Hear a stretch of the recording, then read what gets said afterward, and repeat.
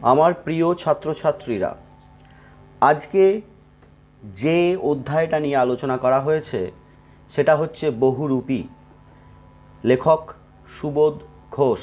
প্রথমে আমি প্রশ্নের মান 3 অর্থাৎ 3 নম্বর কোয়েশ্চেনের জন্য আমরা দেখব কোন কোন কোয়েশ্চেন এবারে অত্যন্ত গুরুত্বপূর্ণ 2021 সালের মাধ্যমিক পরীক্ষায়। তাহলে চলে এসো একদম প্রথম প্রশ্ন। প্রশ্নের নম্বর হচ্ছে 3 নম্বরের জন্য যে প্রশ্নটা।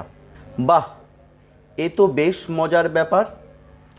কোন ঘটনাকে বেশ মজার ব্যাপার বলা হয়েছে? সাহিত্যিক সুবোধ ঘোষ রচিত বহুরূপী গল্প থেকে আলোচ্য অংশটি সংকলিত। উদ্ধৃতাংশের বক্তা হলেন বহুরূপী হরিদা। গল্পকথক ও তার দুই সঙ্গী ভবতোষ এবং অনাদি জগদীশ বাবুর বাড়িতে আগত উঁচু দরের এক সন্ন্যাসীর কথা হরিদাকে বলেছিলেন। সেই প্রসঙ্গে আলোচনায় উঠে আসে সন্ন্যাসীর পায়ের ধুলোর কথা, যা খুব দুর্লভ জিনিস এবং তা সহজে সবাই পায় না।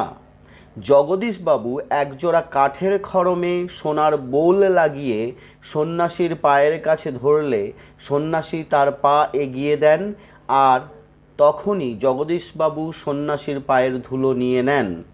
এই ঘটনাকেই মজার ব্যাপার বলা হয়েছে, কারণ সন্ন্যাসীর পায়ের ধুলো নেওয়ার জন্য জগদীশবাবুকে ছলনার আশ্রয় নিতে হয়েছিল। দ্বিতীয় 3 নম্বরের জন্য কোশ্চেন। কিন্তু দোকানদার হেসে ফেলে। হরির কাণ্ড হরির কাণ্ড, যে লাইনটা, হরি কে, সে কি কাণ্ড করেছিল? সাহিত্যিক সুবোধ ঘোষ রচিত বহুরূপী গল্পের অন্যতম চরিত্র হলো হরি অর্থাৎ হরিদা। শহরের বুকে সন্ধ্যার আলো সবেমাত্র জ্বলেছে। শহরের দোকানগুলোতে লোকজনের ব্যস্ততাও জমে উঠেছে। সেই সময় শোনা যায় ঘুঙুরের মিষ্টি আওয়াজ তুলে একজন রূপসী বাইজি নাচতে নাচতে রাস্তা দিয়ে চলে যাচ্ছে এবং মুচকি হেসে চোখটি টিপে দোকানের সামনে হাতে ধরা ফুলসাজিটা এগিয়ে দিচ্ছে। তাতে দোকানদাররা হেসে ফেলে একটা করে সিকি তুলে দিচ্ছে। সেদিন হরিদার বাইজি সাজে মোট 8 টাকা 10 আনা রোজগার হয়েছিল। সেদিন বাইজির সাজে হরিদাকে দোকানদাররা চিনতে পারলেও শহরে আগত নতুন মানুষেরা কিন্তু বহুরূপী বাইজিকে চিনতে পারেনি। তাই তো তারা বড় বড় চোখ করে অবাক হয়ে তাকিয়েছিল। একটা আতঙ্কের হল্লা বেজে উঠেছিল। কোথায়, কখন, কি ঘটেছিল আলোচনা করো। বিশিষ্ট সাহিত্যিক সুবোধ ঘোষ রচিত বহুরূপী গল্প থেকে উদ্ধৃতাংশটি সংকলিত। একদিন দুপুরবেলা চকের বাসস্ট্যান্ডের কাছে প্রশ্নে উদ্ধৃত আতঙ্কের হল্লা বেজে উঠেছিল। আতঙ্কের কারণ, রাস্তার একটি উন্মাদ পাগল, বানানটা একটু আছে, দেখে নেবে, বাংলা লিখতে গেলে এটা হয়, কিছু করার নেই, যার মুখ থেকে লালা ঝরছে, চোখ দুটো কটকটে লাল এবং কোমরে তার ছেঁড়া কম্বল জড়ানো, গলায় টিনের কৌটার মালা। সে একটা থান ইট তুলে নিয়ে বাসের উপরে বসা যাত্রীদের দিকে বারবার তেড়ে যাচ্ছিল, যার কারণে ভয়ে আতঙ্কিত যাত্রীরা কেউ চিৎকার করছে, আবার কেউ 2-1 পয়সা ফেলেও দিচ্ছে। আসলে পাগলটি ছিল আমাদের প্রিয় বহুরূপী হরিদা, যাকে চিনতে পেরেছিল বাসের ড্রাইভার কাশীনাথও। আজ তোমাদের একটা জবর খেলা দেখাবো। বক্তা কোথায়, কি খেলা দেখিয়েছিলেন? খেলাটি কি সত্যিই তোমাদের কাছে জবর বলে মনে হয়েছে? 4 নম্বর প্রশ্ন। সাহিত্যিক সুবোধ ঘোষ রচিত বহুরূপী গল্প থেকে আলোচ্য অংশটি সংকলিত। উদ্ধৃতাংশের বক্তা হলেন হরিদা। জগদীশবাবুর বাড়িতে আগত সন্ন্যাসীর কথা শুনে হরিদা গল্পকথক ও তার দুই সঙ্গীকে জগদীশবাবুর বাড়িতে সন্ধ্যায় জবর খেলা দেখাবে বলে বলেছিল। হরিদা বহুরূপী সেজে রোজগার করেন।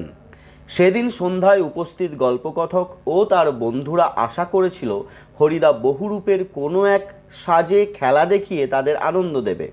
সেদিন জগদীশ বাবুর বাড়িতে আগন্তুক বৈরাগীকে দেখে প্রথমে ভেবেছিল হয়তো হরিদা, কিন্তু আগন্তুকের মুখের ভাষা ও জগৎ ও জীবন সম্পর্কে উপদেশ শুনে তারা আশাহত ও আশ্চর্য দুই হয়েছিল।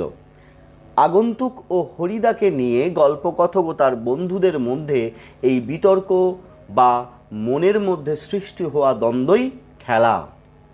এই খেলাটাকে আমাদের সত্যিই জবর বলে মনে হয়েছে, কেননা আসলে জগদীশবাবুর বাড়িতে আগন্তুক বৈরাগীই হলেন সবার প্রিয় হরিদা, অথচ জগদীশবাবু তো নয়ই, এমনকি গল্পকথক ও তার বন্ধুরাও চিনতে পারেনি হরিদাকে, যা আমাদের কাছে বেশ মজা ও উপভোগের বিষয় ছিল। 5 নম্বর প্রশ্নে চলে আসো। কিন্তু কাজ করতে হরিদার প্রাণের মধ্যেই যেন একটা বাধা আছে। হরিদাকে কেন কাজ করতে তার প্রাণের মধ্যে বাধা আছে? অথবা এই কোশ্চেনের অন্য বিকল্প কোশ্চেন হতে পারে, একঘেয়ে কাজ করতে ভয়ানক আপত্তি। কার আপত্তি? কেন এই আপত্তি? অথবা ওই প্রশ্নের আরেকটা বিকল্প প্রশ্ন, এই ধরনের কাজ হরিদার পছন্দই নয়। কোন ধরনের কাজ পছন্দ নয়? কেন তা পছন্দ নয়? একই উত্তর। বিশিষ্ট গল্পকার সুবোধ ঘোষ রচিত বহুরূপী গল্প থেকে প্রদত্ত অংশটি সংকলিত। একঘেয়ে বা বৈচিত্র্যহীন কাজ করে যাওয়া হরিদার মোটেও পছন্দ নয়।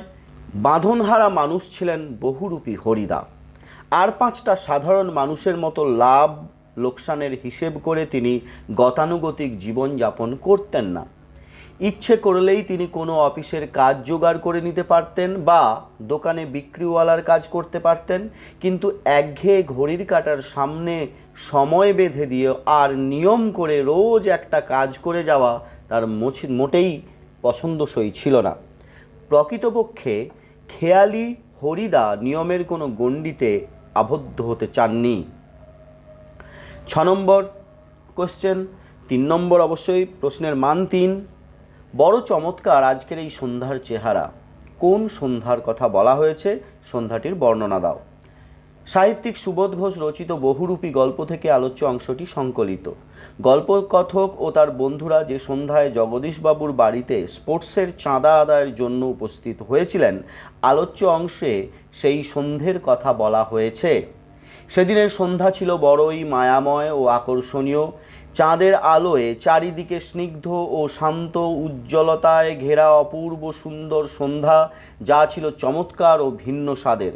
ফুরফুরে বয়ে যাওয়া বাতাসে গাছের পাতাগুলি যেন ঝিরঝির শব্দ করে মনের কিছু না বলা কথা বলার জন্য ব্যাকুল হয়ে উঠেছে। সব মিলিয়ে সন্ধ্যার এই নৈসর্গিক রূপ ধরা পড়েছিল, যা ছিল অত্যন্ত মনোমুগ্ধকর। 7 নম্বর প্রশ্নে চলে আসো। এবার মারিত গণ্ডার লুটিত ভাণ্ডার প্রবাদটির প্রাসঙ্গিকতা সম্পর্কে বা প্রাসঙ্গিকতা উল্লেখ করে তাৎপর্য ব্যাখ্যা করো। বিশিষ্ট গল্পকার সুবোধ ঘোষ রচিত বহুরূপী গল্প থেকে প্রদত্ত অংশটি সংকলিত। জগদীশবাবু তার বাড়িতে আগত সন্ন্যাসীকে 100 টাকা দক্ষিণা দিয়েছিলেন। এই ঘটনা জানার পরই ধর্মভীরু জগদীশবাবুর বাড়িতে যাওয়ার সিদ্ধান্ত নেন। এই প্রসঙ্গে বক্তা হরিদা উদ্ধৃত মন্তব্যটি করেছেন। সপ্তাহে একদিন বহুরূপী সেজে 7 দিন পেট চালানোর মতো রোজগার হয় না হরিদার। তাই হরিদা ঠিক করলেন, আর যেন কাঙালের মতো হাত পেতে বকশিস নিতে না হয়। একবারেই যা উপার্জন করবেন তাতে যেন সারা বছর স্বাচ্ছন্দ্যে চলে যায়। শিকার করতে গিয়ে কাঠবেড়ালি শিকার না করে গণ্ডারের মতো বিরাট প্রাণী শিকার করাই উচিত। এই ধারণার বশবর্তী হয়ে হরিদা মোটা অঙ্কের অর্থ আদায়ের জন্য জগদীশবাবুর বাড়িতে খেলা দেখাতে যাওয়ার সিদ্ধান্ত নেন। 8 নম্বর কোয়েশ্চেন, অদৃষ্ট কখনো হরিদার এই ভুল ক্ষমা করবে না। কোন ভুলের কথা বলা হয়েছে? অদৃষ্ট কেন তাকে ক্ষমা করবে না? 8 নম্বর কোশ্চেন 3 নম্বরের জন্য। বিশিষ্ট গল্পকার সুবোধ ঘোষ রচিত বহুরূপী গল্প থেকে প্রদত্ত অংশটি সংকলিত। হরিদা মোটা অঙ্কের টাকা উপার্জনের আশায় বৈরাগীর বেশ ধরে জগদীশবাবুর বাড়িতে গিয়েছিলেন। সেখানে জগদীশবাবু 500 টাকা প্রণামী দিতে চাইলেও তিনি প্রকৃত সন্ন্যাসীর মতো তা প্রত্যাখ্যান করেন। হরিদার এই টাকা প্রত্যাখ্যানের বিষয়টিকে গল্পকথক জীবনের বড় ভুল বলে উল্লেখ করেছেন। হরিদা বহুরূপীর সাজে যখন যে রূপ ধারণ করেন তখন সেই চরিত্রের মধ্যে একাত্ম হয়ে যান। হরিদা যেহেতু বৈরাগীর সাজে, এখানে বিরাগীর আছে, বৈরাগীর লিখে নেবে, বৈরাগীর সাজে জগদীশবাবুর বাড়ি গিয়েছিলেন, তাই তিনি টাকা নিতে অস্বীকার করেন, কারণ তাতে নাকি বৈরাগীর মাহাত্ম্যকে কলুষিত করা হবে। কেননা বৈরাগীরা জাগতিক সমস্ত কিছু বিষয় আশয় থেকে লোভমুক্ত। কিন্তু অভাব যে মানুষটির নিত্যসঙ্গী, যার শূন্য ভাতের হাঁড়ি মাঝে মাঝে শুধু জল ফুটিয়েই সারা হয়, সেই হরিদার মুখের নষ্ট হয়ে যাওয়ার যুক্তির কাছে অদ্ভুত বলে মনে হয়েছিল। সেদিন ভাগ্য হরিদাকে সঙ্গ দিতে চাইলেও হরিদা ভাগ্যের সেই সাহায্যের হাতকে অস্বীকার করে নিজের শিল্পী সত্তাকে বরণ করে নিয়ে নিজের দারিদ্র্যের অবস্থা সারা জীবনের জন্য অব্যাহত রাখলেন। তাই গল্পকথককে আক্ষেপ করে বলতে হয়, অদৃষ্ট কখনো হরিদার এই ভুল ক্ষমা করবে না। আপনি কি ভগবানের চেয়েও বড়? কাকে কথা বলা হয়েছে? উদ্দিষ্ট ব্যক্তিকে কথা বলার কারণ কি? এখানে একটু বলে রাখি, পিডিএফ বাংলা রচনা লিখতে গিয়ে কতগুলো শব্দ বা ভুল হয়েছে, সেটা তোমরা বুঝতেই পারছো, সেইগুলো তোমরা একটু দেখে নেবে। সাহিত্যিক সুবোধ ঘোষ রচিত বহুরূপী গল্প থেকে আলোচ্য অংশটি সংকলিত। উদ্ধৃতাংশের বক্তা আগন্তুক জগদীশবাবুকে উদ্দেশ্য করে কথা বলেছেন। জগদীশবাবু একজন শান্ত সৌম্য জ্ঞানী মানুষ। এক মায়াবী সন্ধ্যায় বাড়ির বারান্দায় চেয়ারে বসে আছেন তিনি। বারান্দার সিঁড়িতে দাঁড়িয়ে থাকা সাদা থান পরিধেয়, সাদা উত্তরীয়, উদাত্ত, শান্ত ও উজ্জ্বল দৃষ্টির এক বৈরাগীকে দেখে জগদীশবাবু চমকে ওঠেন।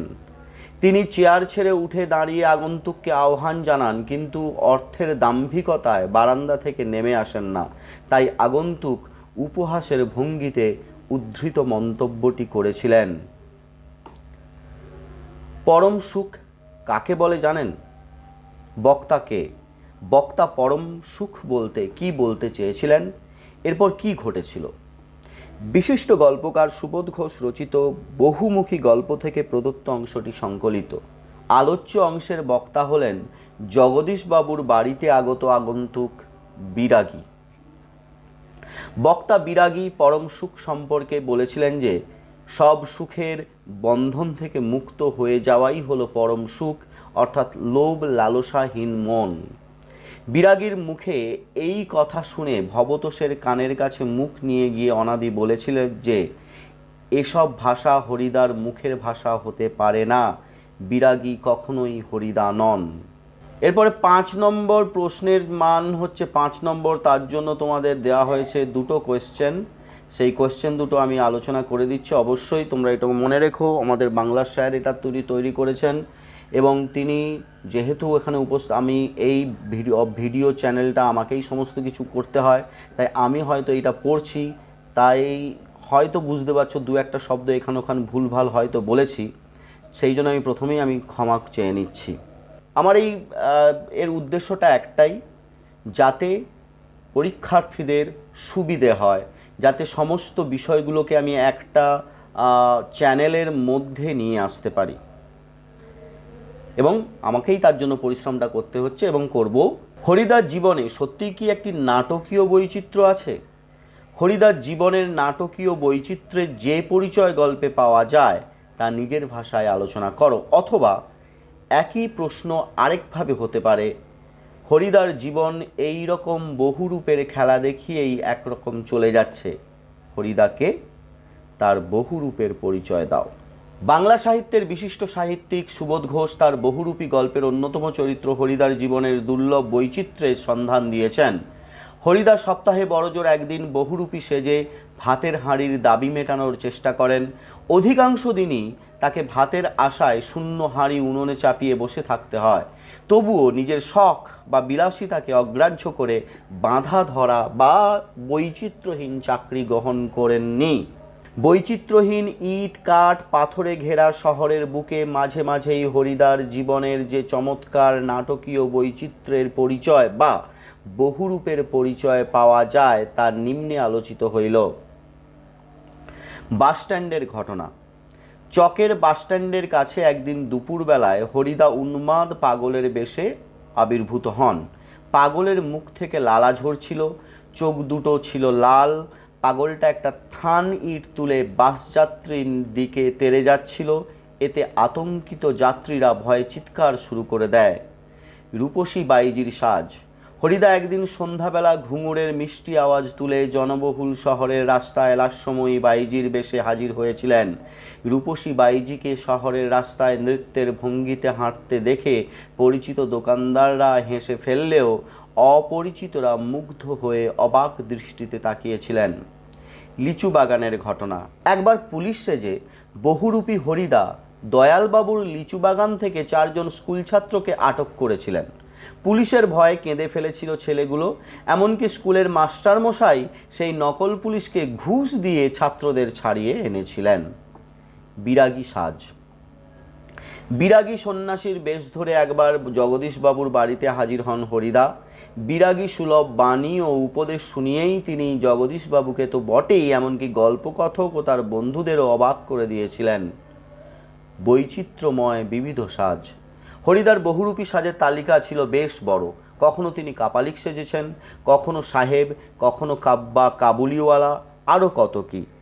হরিদার নিজের দক্ষতায় ফুটিয়ে তোলা বহুরূপী সাজগুলো কখনো দর্শককে মুগ্ধ করেছে, কখনো আতঙ্কিত, কখনো বা জীবনের পাঠ শিখিয়েছে। বহুরূপের চরিত্রের সঙ্গে হরিদা একাত্ম হয়ে যান বলেই হরিদার এই বৈচিত্র্যময় নাটকীয় জীবন সার্থক, আর এতেই নাকি হরিদার আত্মতৃপ্তি।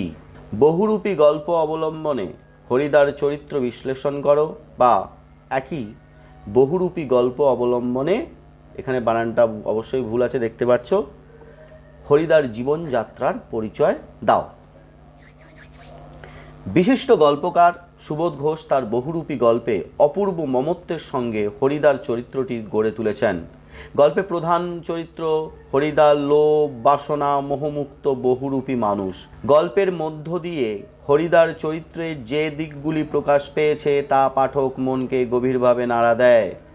আনন্দপ্রিয় ও আমোদপ্রিয় মানুষকে ভালোবেসে তাদের আনন্দ দেওয়া বা একটু একঘেয়েমি কাজের বা চলার পথে বৈচিত্র্য এনে দেওয়া হরিদার প্রধান উদ্দেশ্য।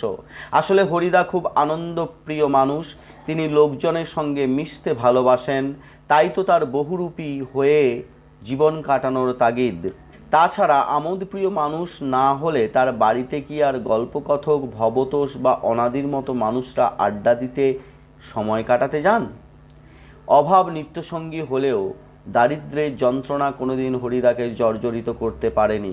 তাই তো দাসত্বপূর্ণ বিলাসিতাকে পদদলিত করে কখনোই ঘড়ির কাঁটা ধরে বৈচিত্র্যহীন চাকরির দাসত্বে নিজেকে আবদ্ধ রাখেননি। সৃজনশীলতা। তাহলে তার চরিত্রে আমরা দুটো বৈশিষ্ট্য অলরেডি দেখে নিয়েছি, আনন্দপ্রিয় ও আমোদপ্রিয় এবং স্বাধীন চেতা। 3 নম্বর হচ্ছে স্বাধীন চেতা, 3 নম্বর হচ্ছে সৃজনশীলতা। হরিদার চরিত্রের অন্যতম প্রধান বৈশিষ্ট্য হলো তার সৃজনশীলতা। এই সৃজনশীলতাকে পাথেয় করে নিজের সহজাত দক্ষতা কাজে লাগিয়ে তিনি নানা সময়ে উন্মাদ, বাইজি, কাপালিক, ফিরিঙ্গি, বিরাগী প্রভৃতি বেশ ধারণ করে মানুষকে আনন্দ দেওয়ার মহৎ কাজে অগ্রণী ভূমিকা পালন করেছেন। আত্মত্যাগ। শিল্পের জন্য আত্মত্যাগের দুর্লভ ক্ষমতা হরিদার চরিত্রের অন্যতম প্রধান বৈশিষ্ট্য। বহুরূপী পোশাকে জীবনের নেশায় রূপান্তরিত করতে গিয়ে তিনি প্রতি পদে পদে আত্মত্যাগের বিরল দৃষ্টান্ত রেখে গেছেন। শিল্পের প্রতি ভালোবাসার কারণে তিনি চাকরির বদলে বহুরূপী পেশার অনিশ্চয়তার পিচ্ছিল পথে পা বাড়িয়েছেন। জীবনের সুখ স্বাচ্ছন্দ্য ত্যাগ করে মানুষকে আনন্দ দেওয়ার জন্য নিজের জীবনকে সমর্পণ করেছেন। সততা। বহুরূপী সাজকে অবলম্বন করে তিনি কোনোদিনই লোক ঠকাননি। এই কারণেই জগদীশবাবুর দেওয়া প্রণামী অবলীলায় প্রত্যাখ্যান করেছিলেন হরিদা। লোভের কলঙ্ক কখনোই তার পেশাকে কলঙ্কিত করতে পারেনি। এই সমাজ সংসারে হরিদার সংসাজাই সার হয়েছে, তার প্রাপ্তির খাতা রয়ে গেছে শূন্য। আজ মানুষ যেখানে অর্থ সম্পদের পেছনে ছুটতে ছুটতে দিকভ্রষ্ট, সেখানে লোভকে পদদলিত করে হরিদা নেমে এসেছেন পথের ধুলোয়। শুধু প্রত্যাখ্যান নয়, মানব জীবনের মূল উদ্দেশ্য স্মরণ করিয়ে দিয়ে সবাইকে এক অদ্ভুত জীবন উপলব্ধির দোরগোড়ায় পৌঁছে দিয়েছেন হরিদা। ছাত্রছাত্রীরা, তোমরা অবশ্যই এই ভিডিওটা যদি ভালো লাগে এবং তোমাদের যদি সামান্যতম উপকারে লাগেও, তাহলে অবশ্যই কমেন্ট করে জানাবে যদি তোমাদের এই ভিডিওটা ভালো লাগে বা এই ভিডিওটা তোমাদের যদি সামান্যতম সহায়তা করে। অবশ্যই দেখা হবে পরের ভিডিওতে। Good bye and have a nice day.